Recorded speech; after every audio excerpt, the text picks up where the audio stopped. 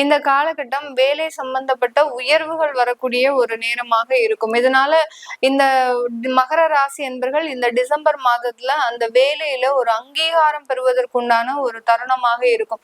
அந்த அங்கீகாரம்லாம் சும்மா சாதாரணமாக இருக்காது. ஒரு மிக உயர்ந்த ஒரு பதவியை அடைவதற்குண்டான ஒரு தருணம். இந்த டிசம்பர் மாதம் தான் இந்த மகர ராசி என்பர்கள் பெரும்பாலான பேர் பாத்தீங்கன்னா இந்த வேலையை விட்டு விலகணும் அப்படின்ற ஒரு முடிவை எடுத்திருப்பாங்க.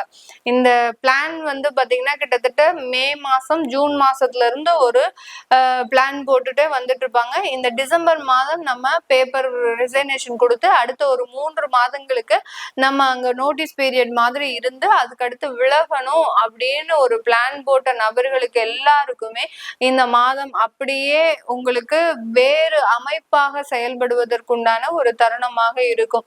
உங்களை நீங்க ரிசைனேஷன் பண்ண விடாம உங்களுக்கு உண்டான ஒரு அங்கீகாரம் அந்த அலுவலகத்துல கிடைக்க போகுது.